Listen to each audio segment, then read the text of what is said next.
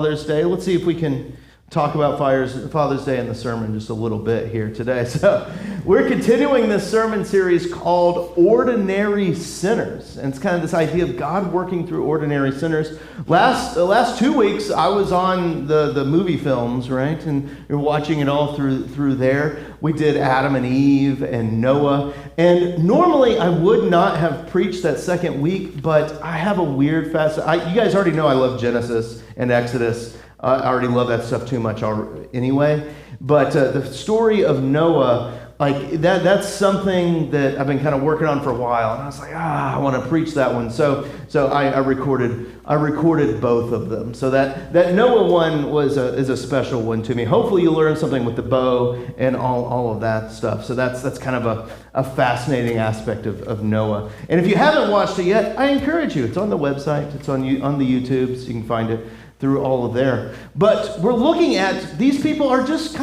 they're ordinary. That's how these stories are brought together. Like the story of Adam and Eve, I don't know if you remember it or not, but Adam just means man. Eve means mother of life. Like that's like their name is literally like man and life giver type of thing, right? You know, like it's meant to see us all kind of in them. And the story of Noah is the same way. Like it seems like he's going to be this like whole thing that's awesome, but he just it's like, he's actually no different than us. That he struggles with things and he does things that he shouldn't have. And this is what we're talking about today with Moses. Now I heard when at the first service, there was a family sitting in the back corner, and I heard before the service, they were quoting their best Charlton Heston Moses lines all before service. I could hear them back there, "Let my people go," you know. So it's stuff like that. Like that's when I think of Moses, you think of like the good old Chuck Heston, right? Like you think of good old Chuck standing up there back in the 50s. When that movie was done, like looking at Pharaoh going, "Let my people go," right? And Moses is an incredible story. Like, he was a Hebrew, seeing how God protected him. You know, you have his mother placing him in a basket and putting him down the river. He ends up growing up in Pharaoh's household, a prince of Egypt. He ends up, there's like a murder kind of thing going on, and he ends up getting cast out into the wilderness. And while he's out in the wilderness, he comes across a burning bush that isn't being burned up, and that's God there. And God tells him that God is I am. That God is I am. And he tells Moses, "Go back to Pharaoh, for I have heard all the grumblings and complainings. I've heard the thoughts of the hearts of my people, and that they are about their slavery in Egypt. And go to Pharaoh and say, 'Let my people go,'" right? Like, go over there and say that to him. But the Pharaoh's heart is hard. He doesn't listen to them. And all the events of the Exodus happen, all the plagues and all that. And then the final one, the one we call Passover, happens. And God he uses Moses, but God rips his people out of Pharaoh's grasp. And he uses Moses to lead them and Moses' staff to part the Red Sea, and they walk through on dry ground, and it overcomes Pharaoh's army. And then after the Red Sea, Moses goes up to the top of God's mountain, Mount Sinai. He's up there at the top getting the 10 Commandments from God. And what is the children of Israel doing at the bottom of the mountain? They're like, "Oh God, we are so grateful that you have brought us out of the land of Egypt," and all that stuff. That's what they're doing, right? They're like being a good No, they're like, "It's hot here. I'm hungry." Like it's like that God didn't take us out. Let's fashion a God out of our own wealth and build a calf, right? While Moses is up on the mountain of God, these people are like, "It was actually this golden calf made out of our rings that let us out of here." And Moses comes down off the mountain. He's like, "What are you guys doing?" God, and he throws the 10 Commandments at him, right? He's like throwing a Bible at someone's face, right? Like just throws the 10 Commandments at him, and through all this, you see this amazing servant of God in Moses, right? They're wandering through the wilderness by a fire by night and a pillar of cloud by day. And the people are just grumbling the entire time, right? They're just grumbling. They're like, "It's so hot out here, Moses.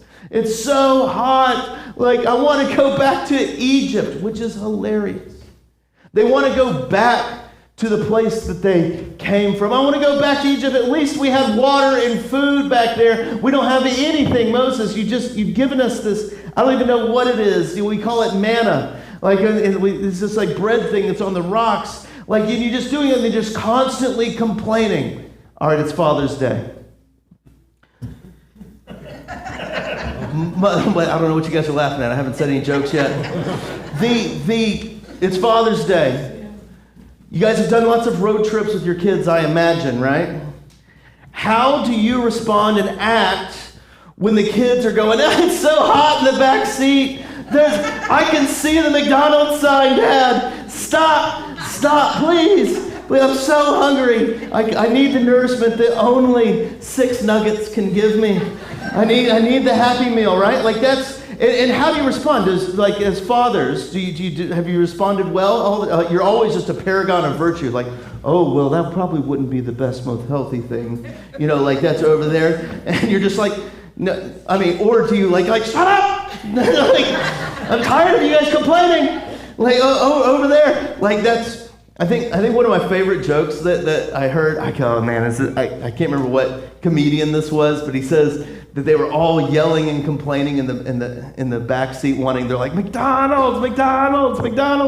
And he said his dad pulled in. It's like he and all of his friends, and they all start cheering, like McDonald's and all this stuff. And his dad orders 1 cup of coffee. Like that, 1 cup of black coffee, and drives away. Like that. That's hilarious, right? Like that's you've gotten a little short with your kids sometimes, right? Like fathers, and you can imagine Moses and how he was feeling. Like these people are just constantly complaining. They're like, it's hot. This is awful. We want to go back to the place that you rescued us from. But Moses looks holy and good in all of this stuff until our story today. Now, we had AV problems during Shirley's reading, so we'll read it again. And I want you to pay attention to all of this, that God's people are in the midst of grumbling. Now, this comes in, I need to back up just a little bit more. This comes from the book of Numbers, all right, Numbers. Now, when we read the Bible, you're like, okay, Genesis, I can get behind. Exodus, I can even get behind. It gets a bit law-based there at the end, but I can get behind that. And then you're like, Leviticus. It's your favorite one, isn't it, Janice? Like Leviticus, right? Like that, yeah. Like that's, and so Leviticus, and then you have like Deuteronomy. You're like, oh, okay. And then you're like, Numbers. Who in the world would want to read a book named Numbers? That sounds awful, right? That sounds terrible. Well, here's the deal.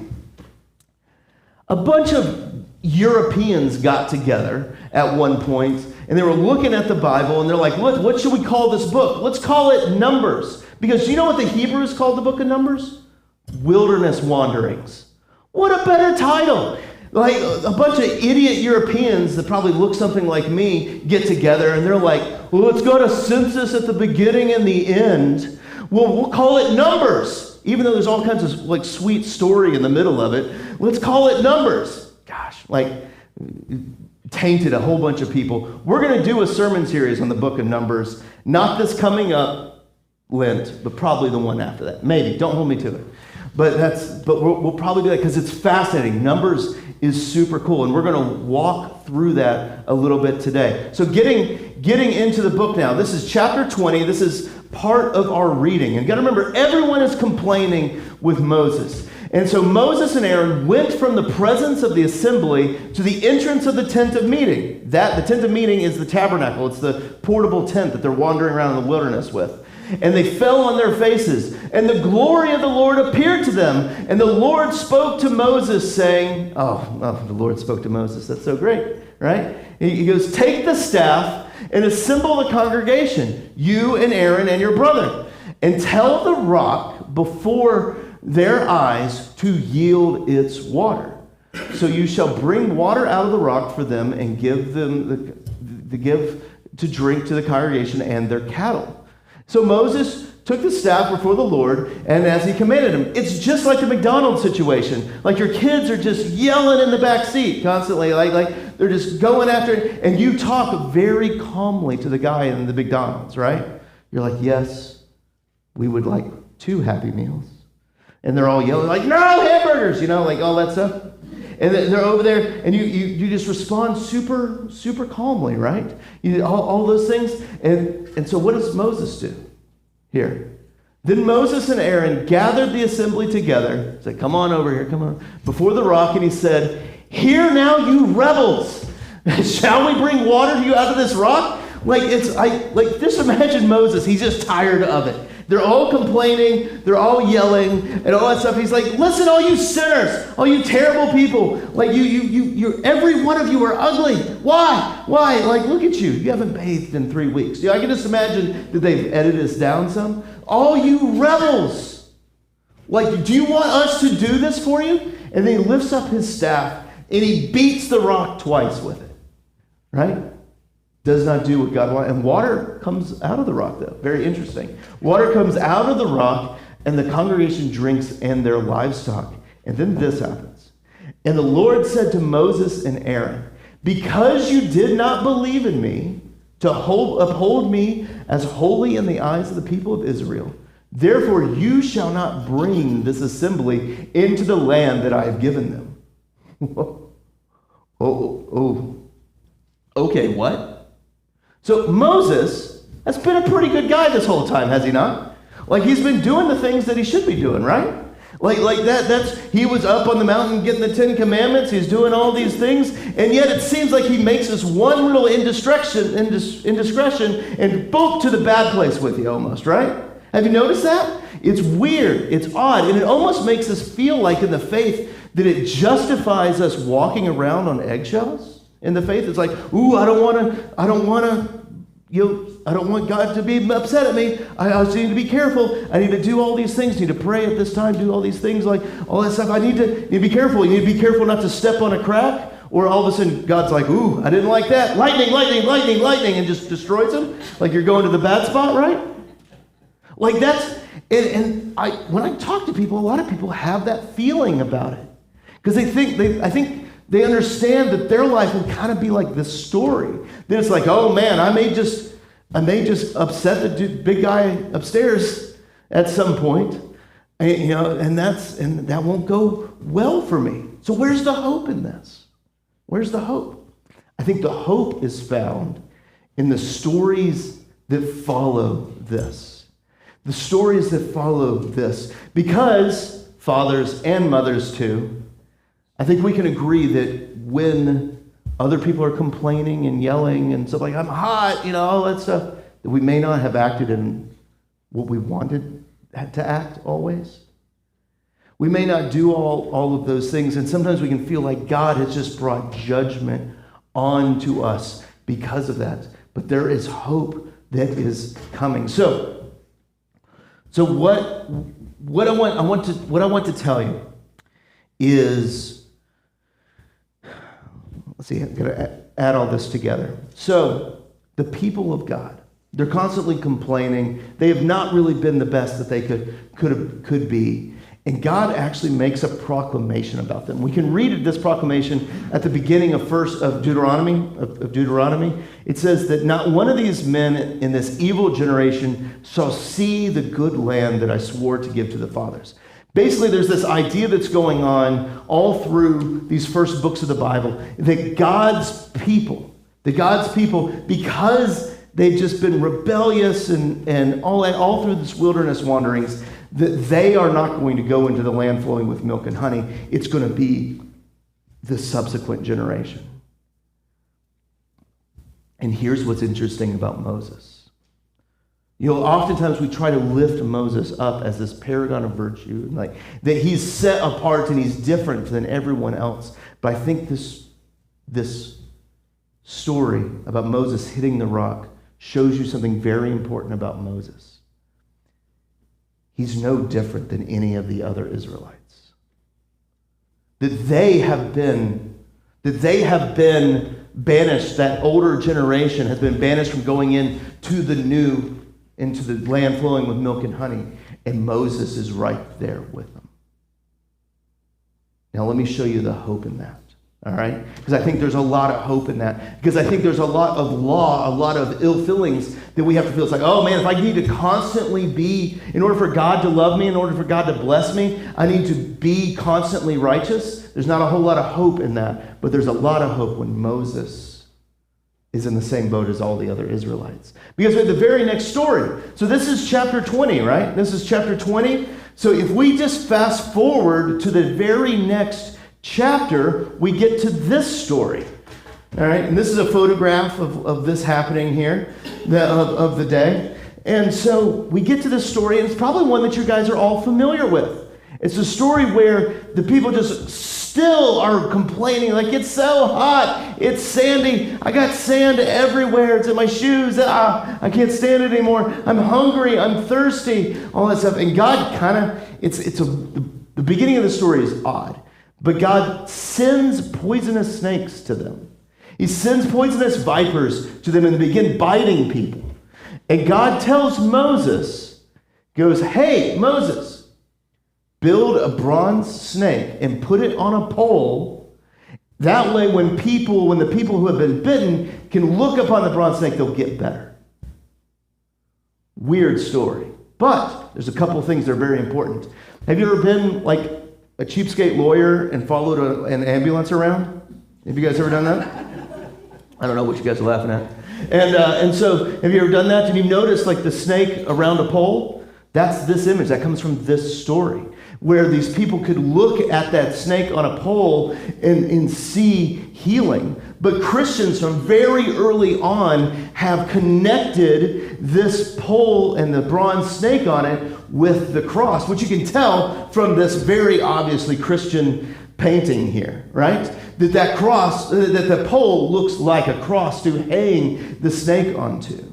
And here's what I think is really interesting, is that this is just mere sentences away. This story about the vipers is mere sentences away from Moses failing, from Moses hitting that other rock, from not listening to what God had said. God is coming back to him and going, hey, I need you to do this to bring life to the people. You see that? That despite Moses' indiscretion and stepping on a crack and breaking his back or something like that, like despite all of that, that God is still using him to bring life. And I think it's interesting that this symbology from what we talked about with the bow from the rainbow last week, where the bow is like this instrument of death, and it's pointed towards God in the rainbow. And we see the same thing, that the snake is this instrument of death, that it is being brought on to there, and people are looking to it, and they're seeing salvation found in the destruction. That's what we see with Jesus on the cross. That the destruction of the life giver and the resurrection that follows brings us into his destructions and brings us into his life.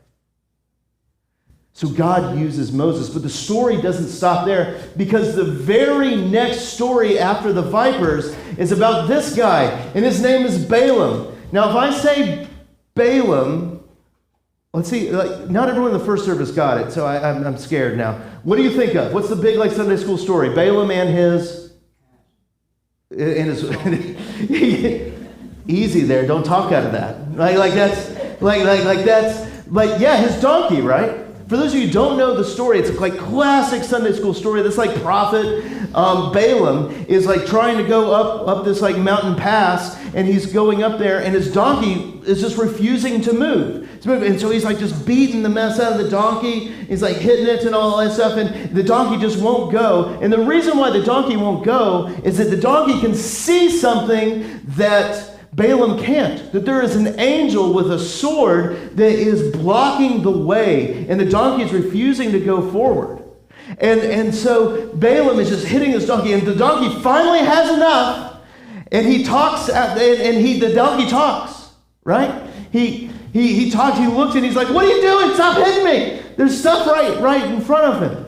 Like that's, you recognize that story, right? Some of you? All right, cool.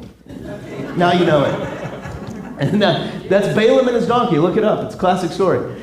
But Balaam continues continues going. His donkey talks to him, but Balaam is stubborn. Also, Balaam has been paid by the king of Moab. So if we go back out a little bit, the people of Israel are getting ready to go into the land flowing with milk and honey. They're going into the promised land of God. They're getting ready, and they're like staged kind of in a valley that's coming up. And we're going to talk more about that next week. We're talking about Rahab next week. And it's about them going into that area. But they're staged in this valley. And Balaam is trying to make his way up to the edge, a ridge where he can see down in them.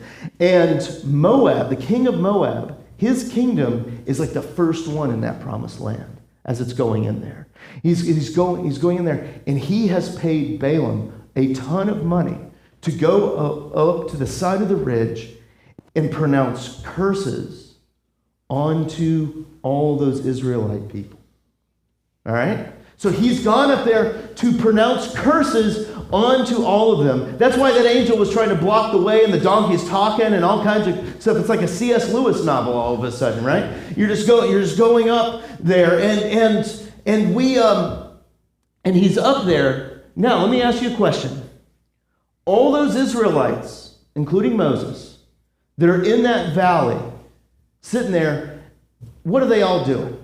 It's like the back seat on a road trip with small kids, right? Just constant complaining, constant oh, it's hot in here, and I just, it's so sandy, I'm hungry, I'm thirsty. Why can't we just go back to Egypt, Moses? Why can't we go back to Egypt? Do they know that there's a hired prophet that's going to pronounce curses on them? Do they know that guy's up there? No. But here's what's cool about that story. Is that Balaam, and I'm grossly simplifying it for time, and Balaam gets up there, he stands at the edge, and he goes to lay out one of his curses, and he can only utter blessings. He can only say blessings out of his mouth, which I think is fascinating, which I think is incredible. So let's actually read one of the blessings. This happens 4 times, and each time the king of Moab is more and more angry and throwing more money at Balaam, and Balaam's like, I want the money, but I just can't do it. And this is his last one. Numbers chapter 24. Remember, we were in chapter 20. And this is his last thing. He goes, and he took his disclosure and said, the oracle of Balaam, the son of Beor, the oracle of the man whose eye is opened, the oracle of him who hears the words of God. He's basically just saying like who he is as he's speaking, trying to say a curse, but he ends up saying this: I see him, but not now. I behold him, but not near. A star shall come out of Jacob. What does Jacob mean? That means the people of Israel, right? That means God's people. A star shall come out of Jacob. Now, you guys are smart. You guys are creative. What does star mean? What does star mean? Take a guess. Where else do we see stars that are important? The sky. Very good. Very, very good. That's where the stars are. They're also on the ground in some parts of the country, too. Like that's the stars. But yeah, Jesus' birth, right? Like that's, so a star is something in the Bible that is pointing towards a Messiah figure, a new king coming, a new ruler coming. That star is going to be born. It's going to be born of that.